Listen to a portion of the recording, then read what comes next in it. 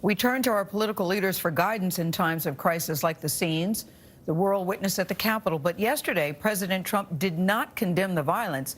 And when he spoke about the people who stormed the building, he said this: "We love you. You're very special." Now, this comes amid new talk of potentially invoking the 25th Amendment to remove the president from office.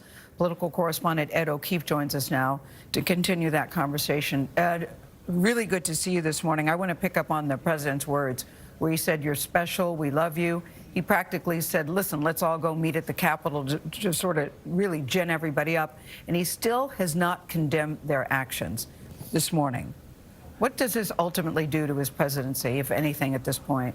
I think it's unforgettable and unforgivable. And if you thought that what happened here in Washington last summer outside the White House when they cleared Lafayette Square so that he could walk over and hold a Bible upside down outside a church was bad, well, this was, you know, even more dramatic and unsettling and scary, and just a complete refutation of all that this country's built on.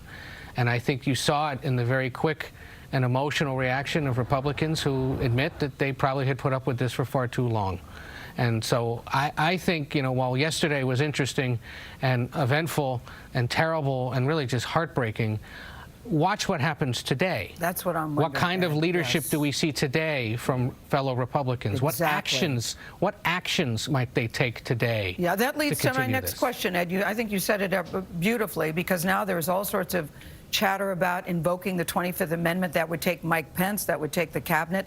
How likely is that to happen, and how serious do you think those conversations really are? Well, as our Margaret Brennan was first to report last night, they are serious, and that's why we are even discussing it, because it's been talked about in an academic sense or on cable news ad nauseum for 4 years.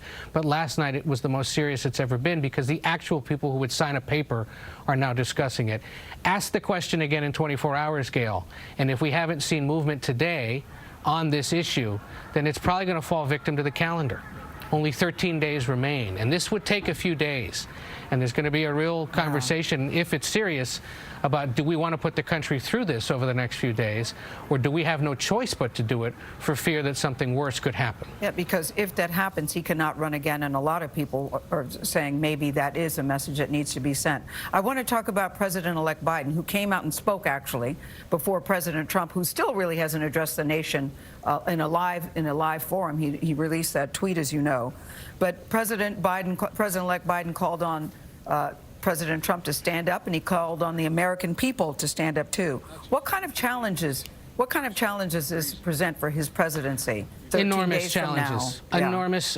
We've never seen a president have to deal with this before. But I hearken back to something one of his senior aides told me yesterday morning ahead of this. I asked, how are you going to be able to work with Republicans? This aide said, look, a bipartisan majority of Democrats and Republicans stood up against this. We'll work with those people.